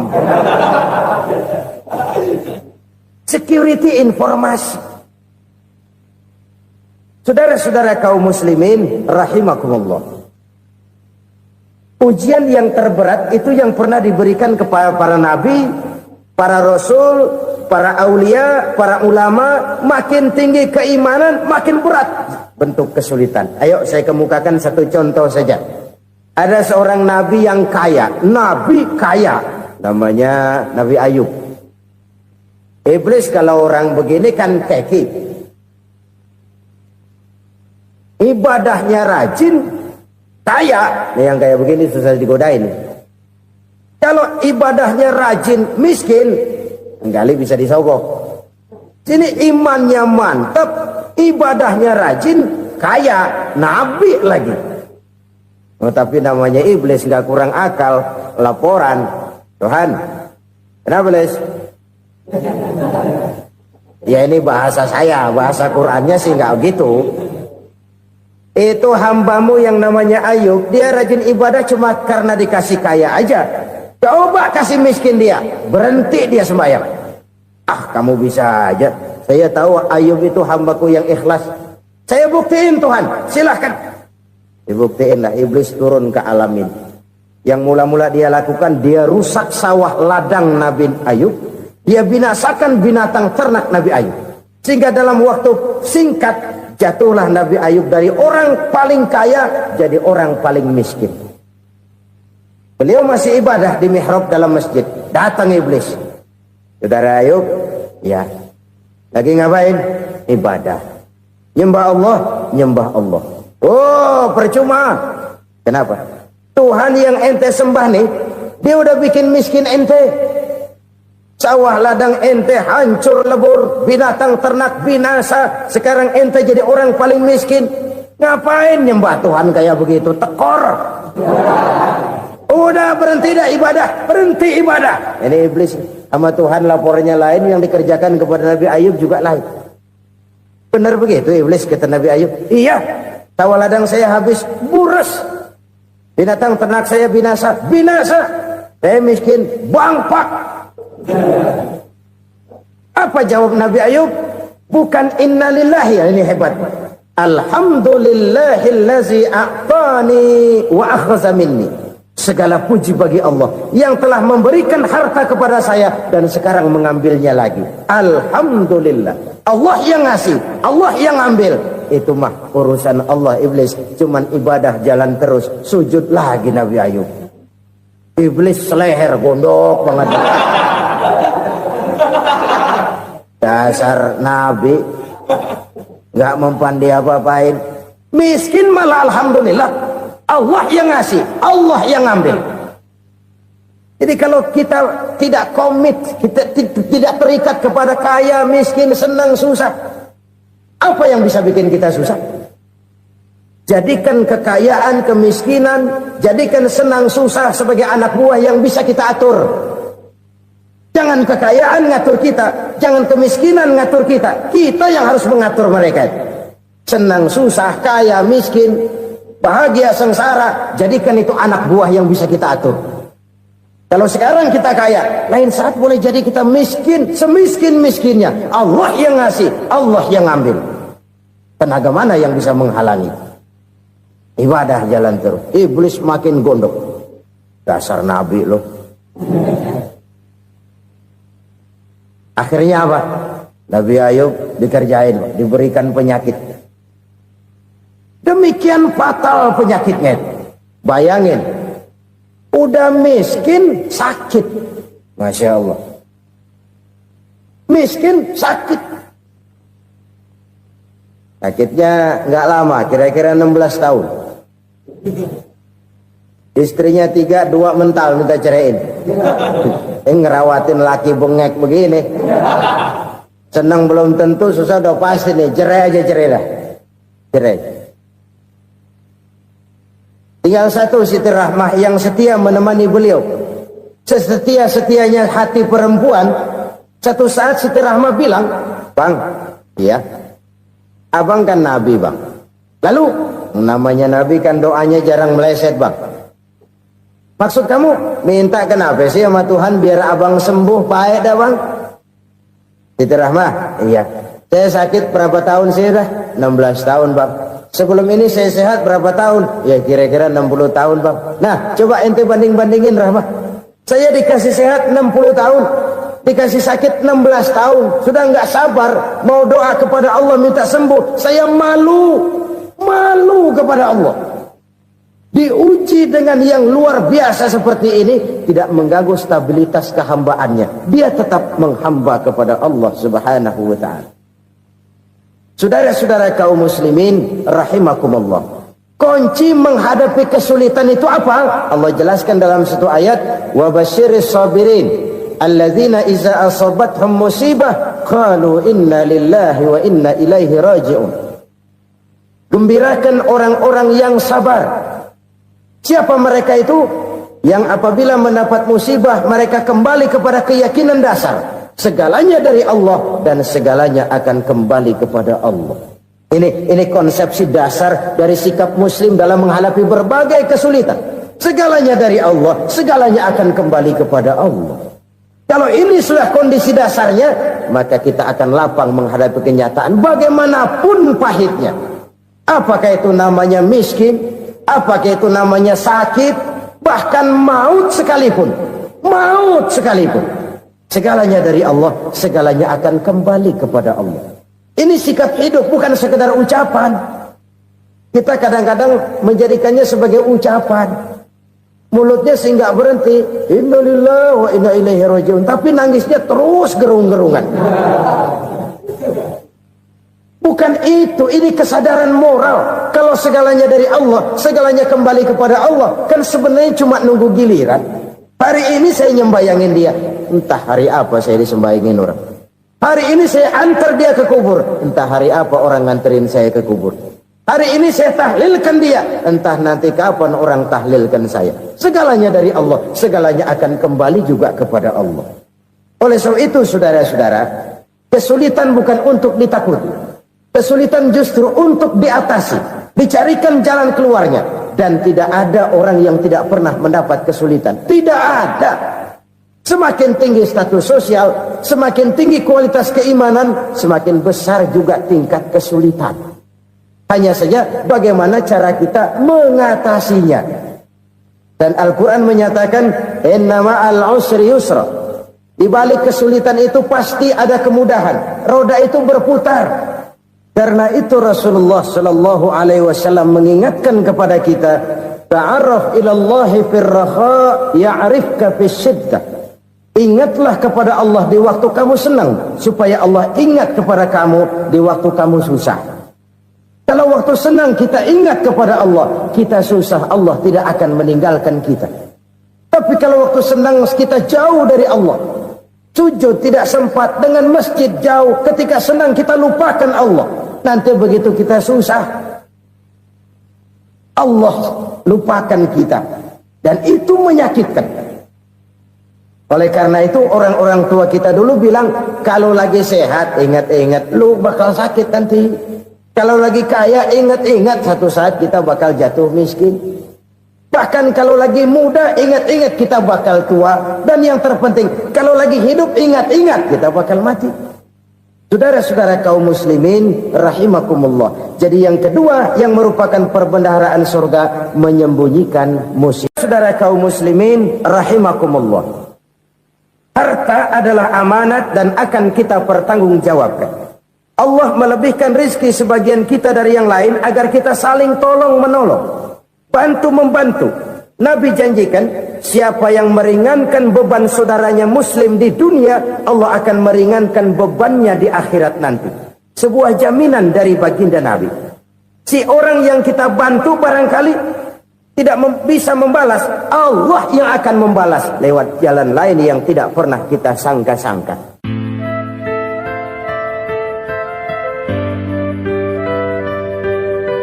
Selalu berusaha menyimpan sesuatu yang bisa membawa manfaat, baik untuk dirinya, untuk anak cucunya, maupun untuk keluarganya, untuk masa kini dan masa depannya. Kadang simpanan itu berbentuk uang, kadang berupa tanah, lain saat berbentuk pabrik, dan lain sebagainya. Sementara masa depan yang paling pasti adalah akhirat. Jika untuk masa depan dunia kita rela memeras keringat, membanting tulang, pergi pagi dan pulang petang, menyimpan uang, menyimpan tanah, menyimpan pabrik, pernahkah kita merenung jika satu saat kiamat datang, kita dibangkitkan dari kubur masing-masing, berdiri di padang mahsyar untuk mempertanggungjawabkan seluruh kegiatan hidup kita di dunia ini? Lalu kita akan menuju ke alam akhirat. Sudahkah kita mempunyai simpanan untuk akhirat kita? Pada pertemuan kali ini saya ingin menyampaikan sebuah hadis di mana Rasulullah sallallahu alaihi wasallam bersabda, "Arba'un min kanzil jannah." Simpanan sorga ada 4 macam. Yang pertama, ikhfa'us sadaqah, menyembunyikan sedekah. Saudara-saudara kaum muslimin, sebagaimana yang kita maklum bahwa Allah Subhanahu wa taala melebihkan sebagian rezeki dari kita terhadap yang lain. Ada yang kaya, ada yang setengah kaya, ada yang miskin, ada yang setengah miskin, dan selanjutnya. Ada yang gajinya kecil tapi penghasilannya gede. Ada yang penghasilannya gede tapi nggak punya gaji. Ada juga yang memang gajinya gede dan penghasilannya gede. Kelebihan rezeki merupakan sunnatullah dan tidak harus membuat kita merasa lebih dari yang lain. Bahkan sebaliknya, kelebihan itu harus membuat kita ringan tangan untuk menolong mereka yang memang memerlukan pertolongan. Kalau saudara diberikan ilmu, maka pertanyaan akhirat cuma satu: ilmumu kau amalkan untuk apa? Kalau saudara diberikan umur yang panjang, pengadilan akhirat juga bertanya satu: umurmu kau habiskan di mana? Tapi kalau saudara diberikan harta, pengadilan akhirat akan bertanya dua: hartamu kau dapat dari mana, kau belanjakan kemana? Dari mananya ditanya, dan kemananya juga ditanya. Oleh karena kita akan dimintakan pertanggungan jawab, maka amanah yang bernama harta ini harus kita gunakan dengan sebaik-baiknya. Ada penggunaan yang merupakan kewajiban, itu zakat namanya. Ada penggunaan yang sewaktu-waktu, itu infak namanya. Ada yang lebih sewaktu-waktu lagi, dan itu sedekah namanya. Zakat dia terikat oleh haul dan nisab, oleh putaran batas waktu dan ukuran dari harta itu sendiri. Sedangkan infak terikat oleh situasi dan kondisi perekonomian seseorang. Sedangkan sedekah tidak terikat dengan apapun. Dalam kondisi seperti apapun kita bisa melakukan sedekah dengan yang terkecil sekalipun. Sampai-sampai Rasulullah sallallahu alaihi wasallam mengajarkan, la tahqiranna minal ma'rufi syai'an walau an talqa akhaka biwajhin talik. Atau ada hadis, tabassumuka fi wajhi akhika laka shadaqah. Senyumanmu kepada temanmu adalah sedekah. Jadi untuk melakukan sedekah tidak harus dalam berbentuk uang. Dengan ilmu kita bisa sedekah, dengan tenaga kita bisa bersedekah, dengan pikiran kita bisa bersedekah, bahkan senyum kepada teman itu pun sedekah. Jadi kalau sedekah dengan uang memang belum punya uang, nyengir aja banyakin. Itu asal pada tempatnya, jangan lalu ketemu tiang listrik cengengesan. Tentu tidak pada tempatnya dan tidak wajar. Nah, sedekah yang paling dicintai Allah adalah sedekah yang disembunyikan. Artinya jauh dari sifat riya. Kan kadang-kadang ada orang sedekah itu disebutkan namanya. Apa tidak bagus? Kalau memang niatnya ikhlas, ya bagus-bagus saja. Untuk memberikan sugesti kepada yang lain. Si Fulan bin Fulan nyumbang sekian, diumumkan. Boleh kalau niatnya untuk memberikan rangsangan kepada yang lain supaya dia menyumbang lebih besar dari orang tadi. Tapi kalau itu mendatangkan riya, maka sedekah yang paling dicintai Allah adalah sedekah yang disembunyikan. Tangan kiri saja tidak tahu apa yang diberikan oleh tangan kanan. Sedekah yang dilakukan dengan ikhlas akan merupakan perbendaharaan surga, tersembunyi dari pandangan orang lain, tidak seorang pun tahu. Karena memang sikap yang baik adalah melupakan kebaikan dan mengingat kesalahan. Itu salah satu ciri orang bahagia. Orang yang selalu mengingat kesalahannya dan berusaha melupakan segala kebaikannya. Kalau dia akan ada kebaikan, dia tidak bisa ikut, dia merasa rugi karena dia merasa belum pernah berbuat baik. Tapi kalau akan melakukan kesalahan baru, dia ingat kesalahan yang sudah-sudah, sehingga terhalang baginya untuk melakukan satu kesalahan baru. Demikianlah saudara-saudara, bahwa Allah melebihkan rizki sebagian kita dari yang lain, agar terjadi tolong-menolong dalam kehidupan ini.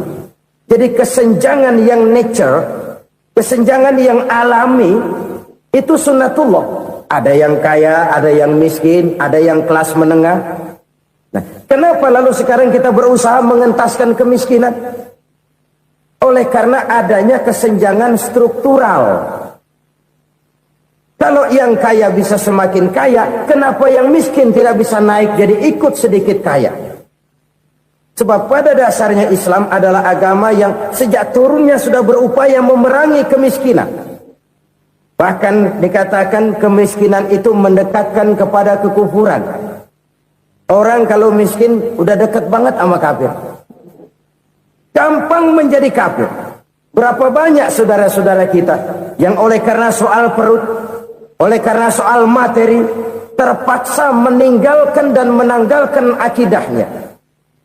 Menjual petunjuk yang diberikan Allah dengan kesenangan dunia yang cuma sebentar ini. Na'udzubillah, thumma na'udzubillah. Jadi makin kita sembunyikan satu sedekah, semakin banyak perbendaharaan kita di surga. Sedekah yang paling dicintai Allah adalah sedekah yang disembunyikan. Malahan ada seorang sufi, dia punya kebiasaan kalau pergi sholat Jumat dia bawa uang, itu uang dia taruh di bawah tikar masjid. Dia niat sedekah kepada siapa saja yang nemuin itu duit. Maksudnya apa? Supaya yang nemuin nggak tahu siapa yang punya duit. Demikian dia saking ingin menyembunyikan sedekahnya. Karena sifat riya itu bisa memakan amal kita sendiri. Riya itu termasuk menyebut-nyebut kebaikan kita. Orang yang suka nepuk dada, sedikit-sedikit ngitungnya kalau nggak gua. Tuh kalau nggak gua tuh yang belah situ, kalau nggak gua. Iya, kalau nggak lu kenapa emang? Orang yang suka menepuk jasad, tuh biasanya memang begitu, saudara-saudara. Kalau perang lagi berkecamuk, orang nggak sempat ngaku jadi pahlawan. Tapi begitu perang selesai, yang kagak kenal bedil ngaku pahlawan, mas. Itu sesuatu yang biasa. Oleh karenanya, Orang-orang yang ikhlas dalam bersedekah, disembunyikannya sedekah itu, Allah cinta betul. Malahan ada hadis memberikan jaminan, inna sedaqatal mar'il muslimi tazidu fil umri wa tadfa'u mitatas su'i. Sesungguhnya sedekahnya seorang mukmin tazidu fil umri, bisa menambah umur panjang, wa tadfa'u mitatas su'i, dan menyelamatkan manusia dari mati secara su'ul khatimah. Jadi siapa yang kepengen panjang umur, banyaklah sedekah. Yang bosan hidup, pelit terus. Sedekah menambah panjang umur dan menyelamatkan manusia dari mati secara su'ul khatimah. Pak, katanya umur itu nggak bisa ditambah, nggak bisa dikurangin. Kapan? Kalau ajal sudah datang.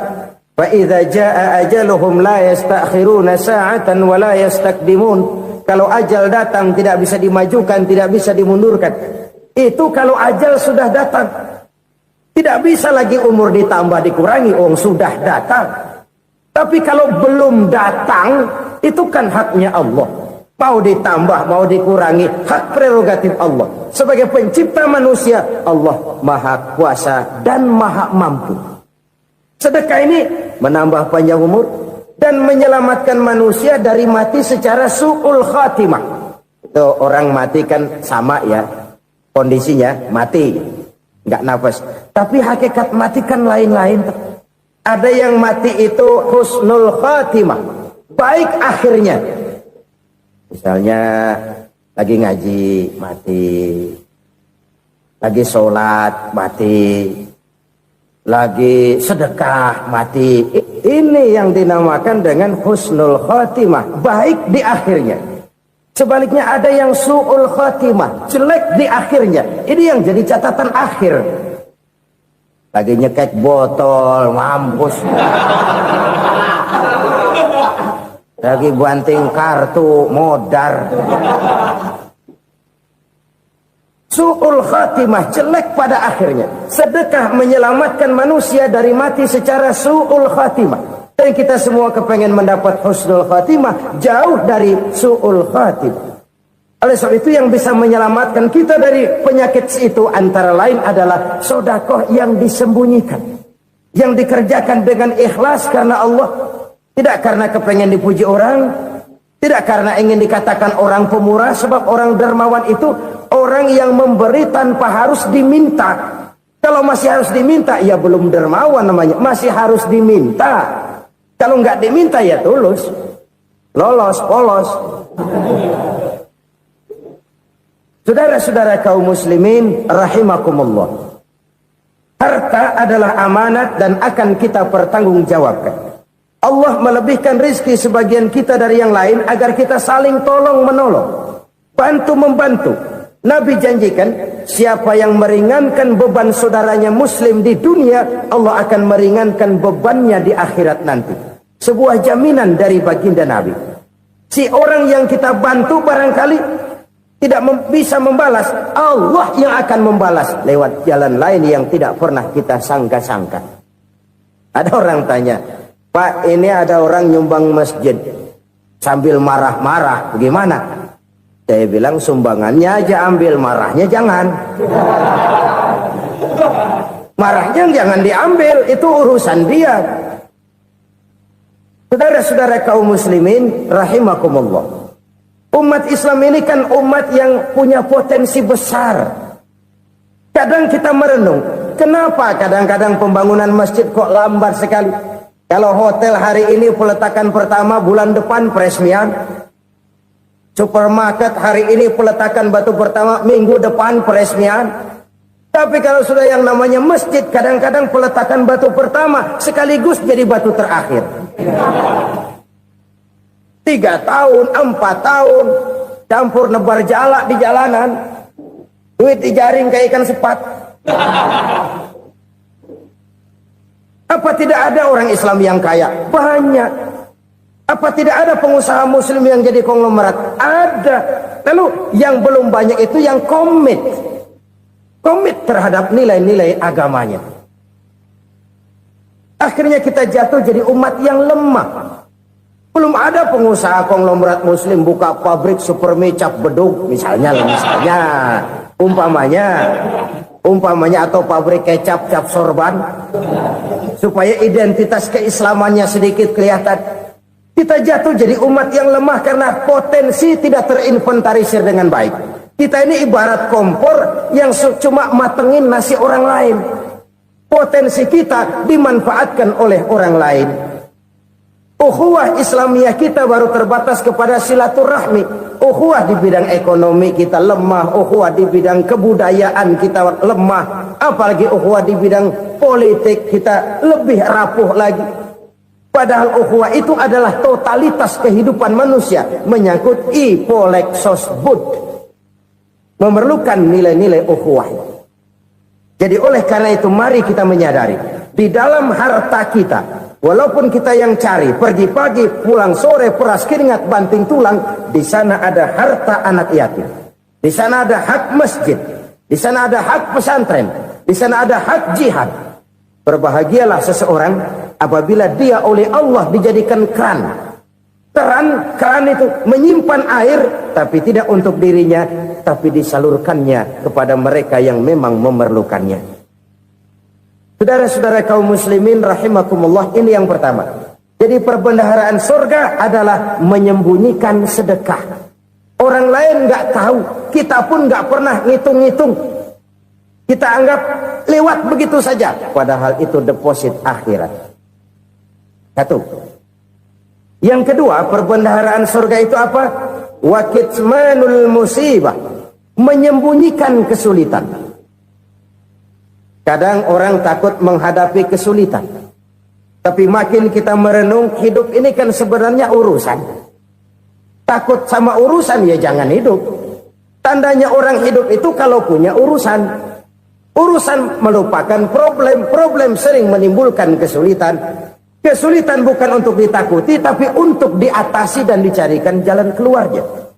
Siapa sih orangnya yang nggak pernah sulit-sulit? Makin tinggi status sosialnya, makin gede urusannya. Makin tinggi kualitas imannya, makin berat tingkat kesulitannya. Cuma memang yang namanya enak itu seperti pelangi.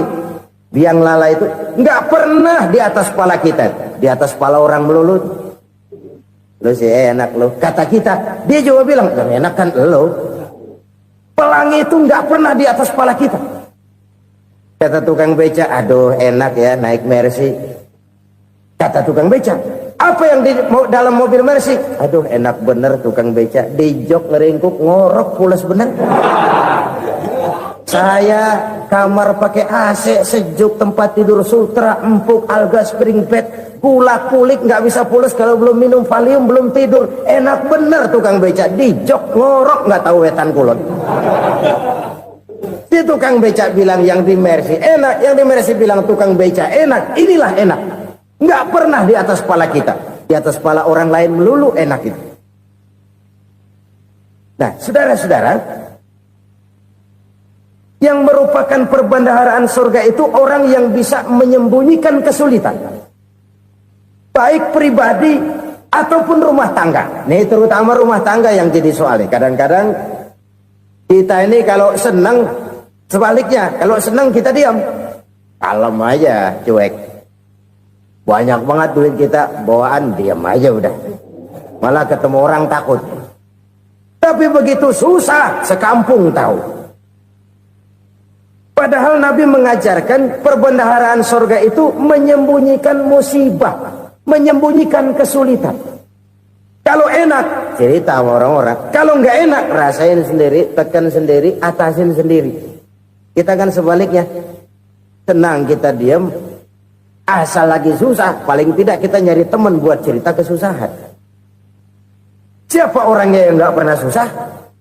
Cuma soalnya bagaimana kita mengatasi kesusahan itu sendiri. Begitu juga misalnya kalau orang sudah berumah tangga, itu orang tuanya harus menjadi tempat dia cerita yang enak-enak saja. Yang nggak enak rasain berdua, selesaikan berdua, atasin berdua. Jangan dibalik. Asal senang diam, giliran susah aja. Maknya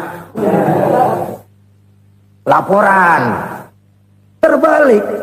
bisa menjaga security informasi. Maka nama bayam keluar diem, malah seluitan. Enak amat lo makan daging ayam. Security informasi. Saudara-saudara kaum muslimin rahimakumullah. Ujian yang terberat itu yang pernah diberikan kepada para nabi, para rasul, para aulia, para ulama. Makin tinggi keimanan, makin berat bentuk kesulitan. Ayo saya kemukakan satu contoh saja. Ada seorang nabi yang kaya, nabi kaya, namanya Nabi Ayub. Iblis kalau orang begini kan keki, ibadahnya rajin, kaya. Nih yang kayak begini susah digodain. Kalau ibadahnya rajin, miskin, kali bisa disogok. Sini imannya mantap, ibadahnya rajin, kaya, nabi lagi. Oh, tapi namanya iblis nggak kurang akal. Laporan, Tuhan, kenapa iblis? Ya ini bahasa saya, bahasa Qurannya sih nggak gitu. Itu hambamu yang namanya Ayub, dia rajin ibadah cuma karena dikasih kaya aja. Coba kasih miskin dia, berhenti dia sembahyang. Ah, kamu bisa aja. Saya tahu Ayub itu hambaku yang ikhlas. Saya buktiin Tuhan, silahkan. Dibuktiinlah, iblis turun ke alamin. Yang mula-mula dia lakukan, dia rusak sawah ladang Nabi Ayub. Dia binasakan binatang ternak Nabi Ayub.